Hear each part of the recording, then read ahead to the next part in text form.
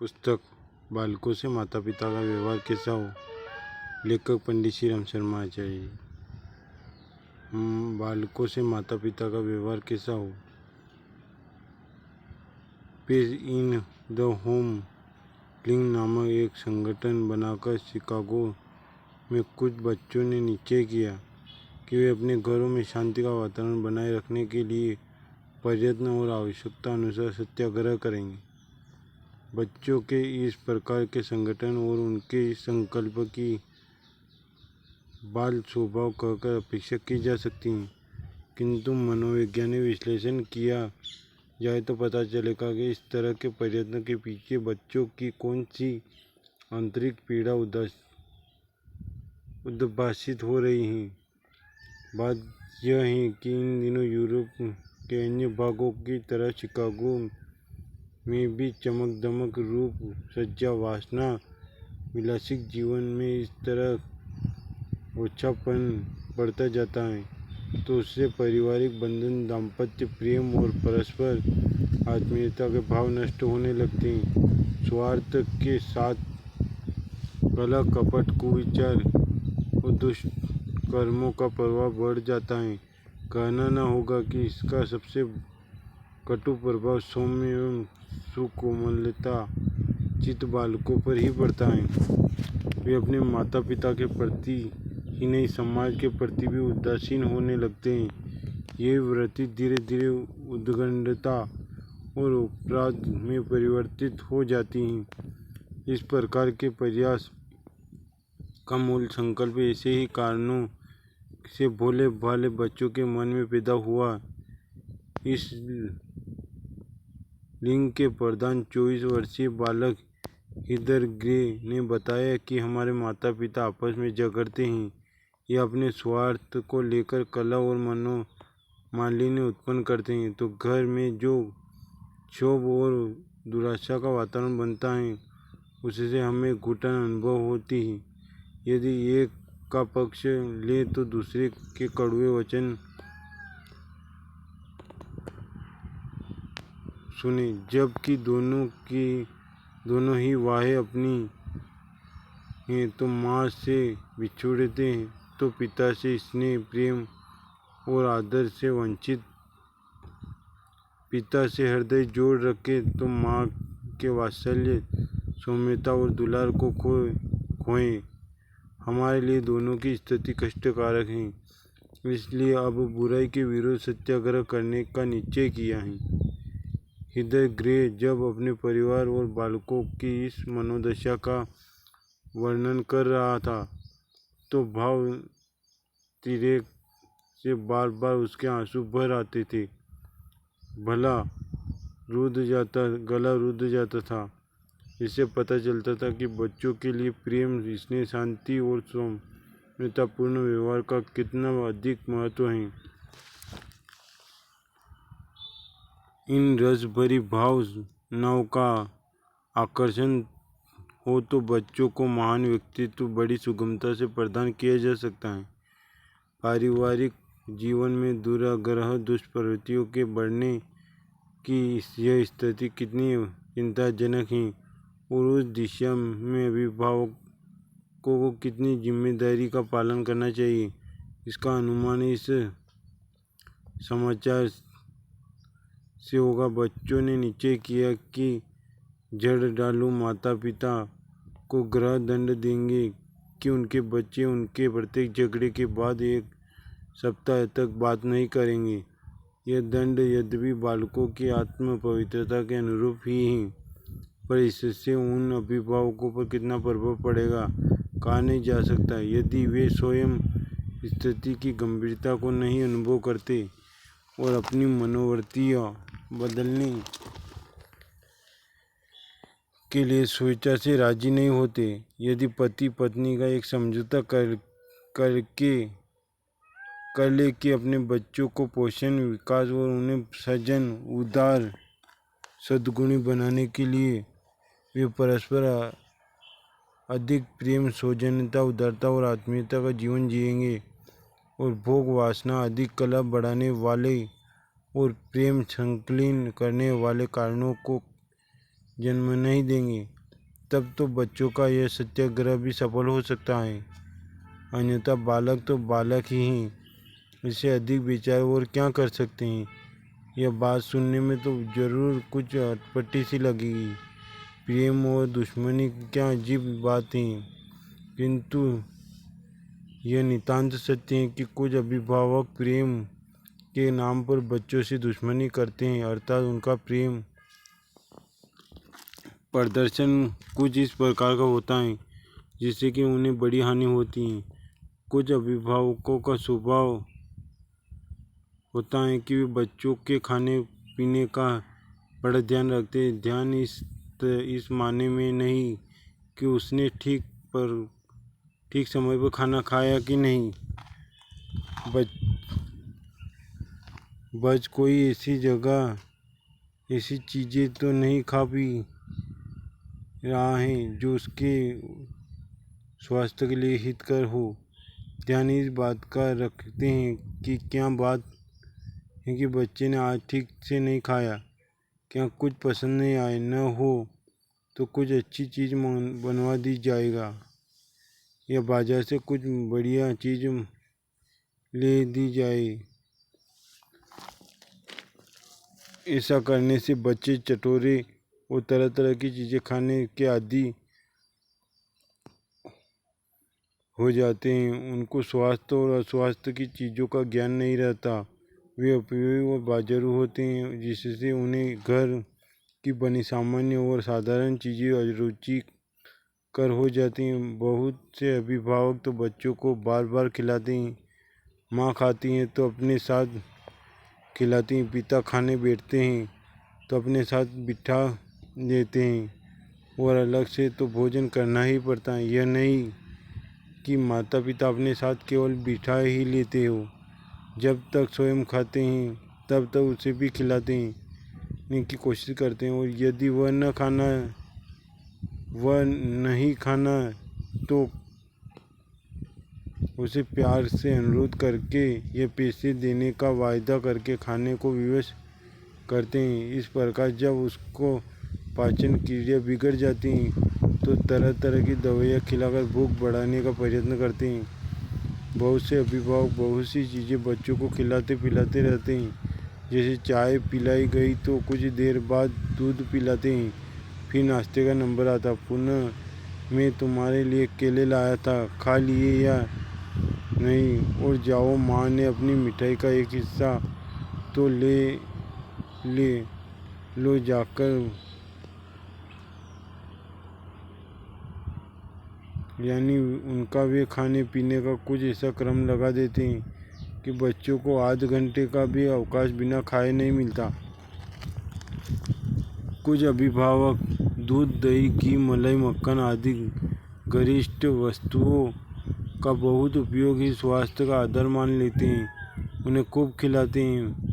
वे उसकी औकात और उसकी पाचन शक्ति का विचार बिल्कुल नहीं रखते। उनको इस प्रकार की भोजन संबंधी चिंता और तपस्या बच्चे के स्वास्थ्य को ठिकाने लगा देती हैं।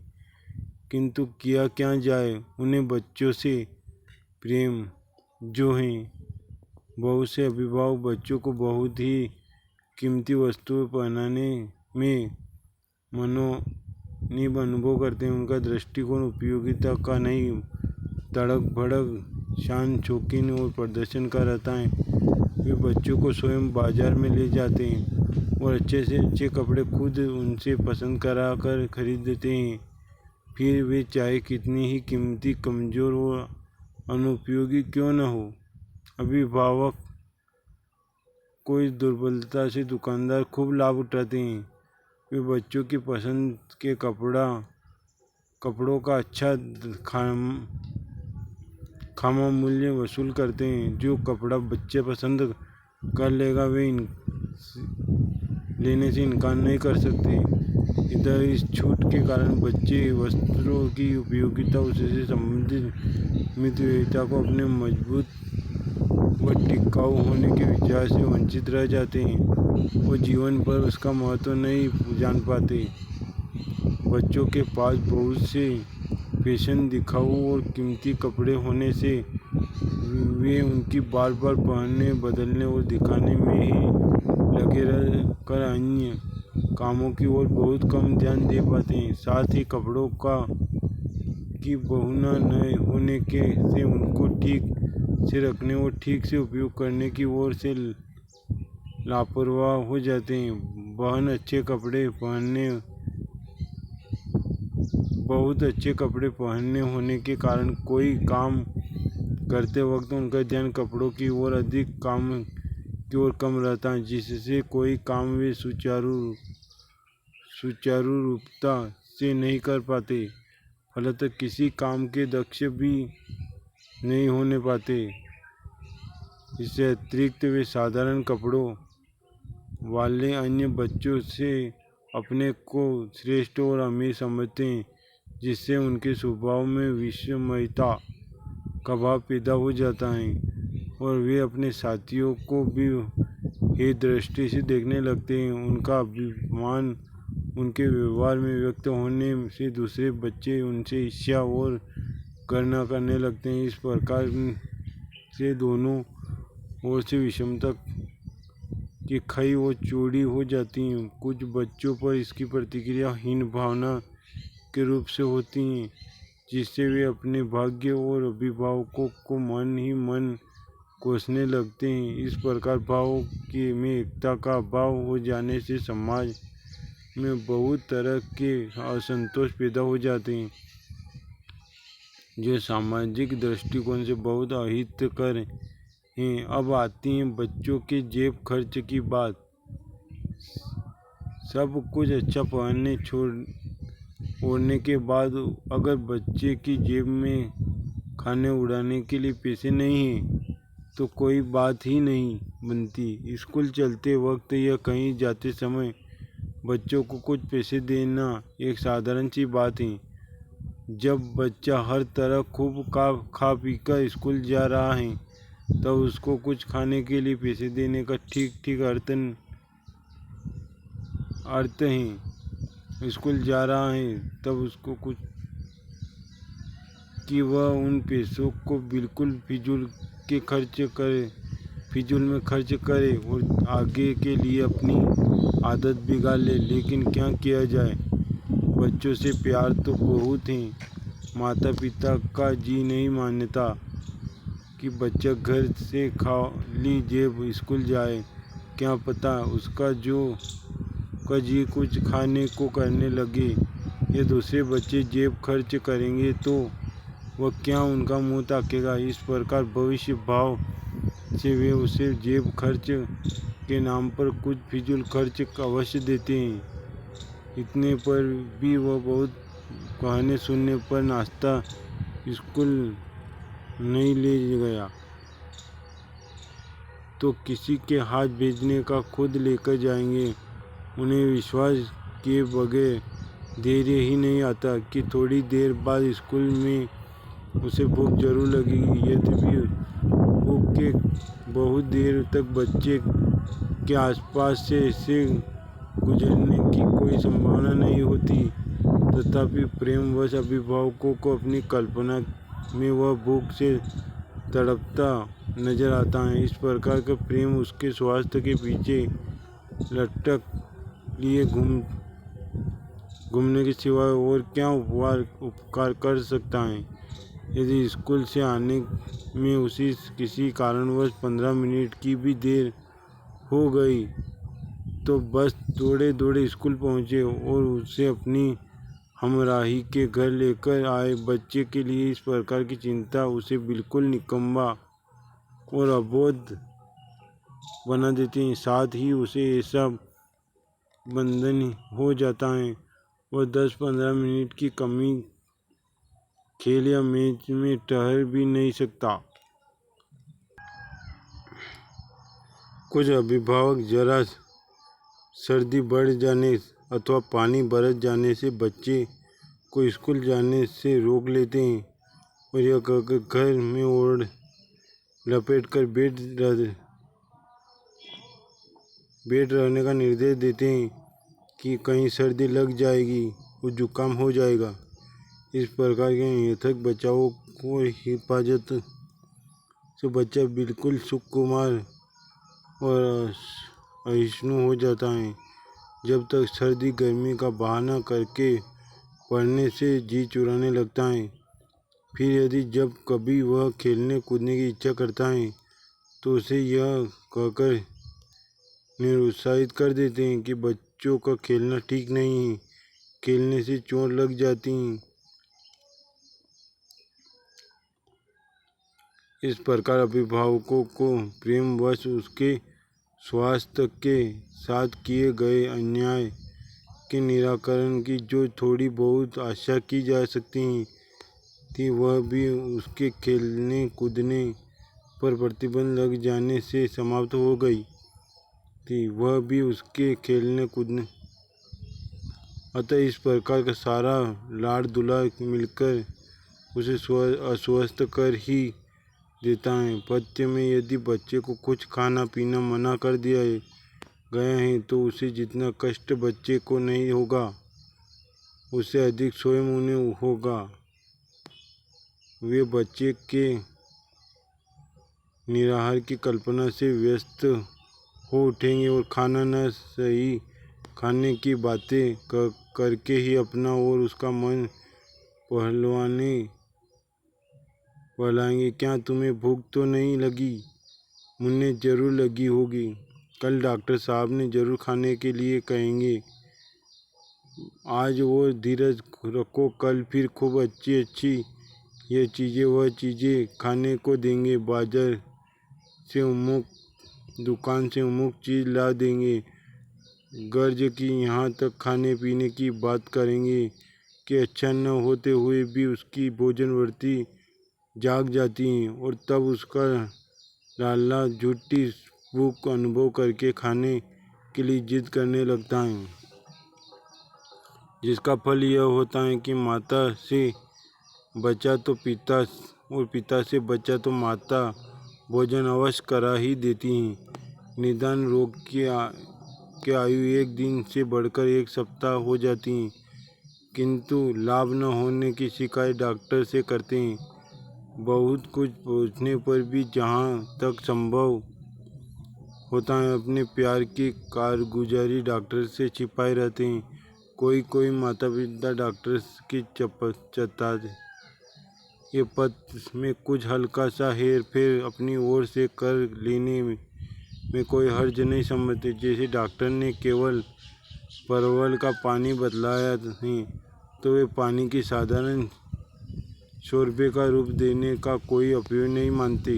यदि डॉक्टर ने उन्हें हल्की चाय बतलाई है तो वे बच्चे की कमजोरी दूर करने के विचार से 2 चम्मच दूध बढ़ा देना जरूरी समझते हैं।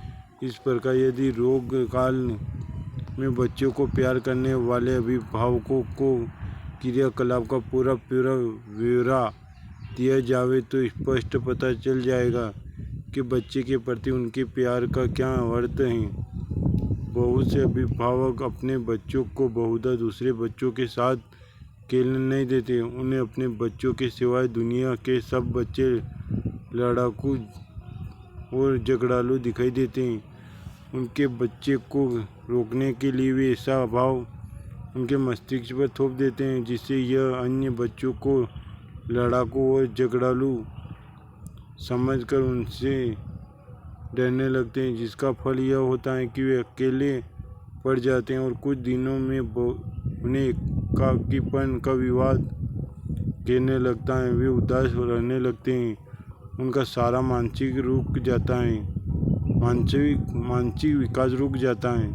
सारांश यह है कि इस प्रकार लाडले बच्चों के अभिभावक गण जितने भी उपाय कर हर प्रकार से बच्चे को जिंदगी खराब होने के हो सकते हैं, प्यार की संज्ञा देकर उठाने में कोई और कसर बाकी नहीं रखते।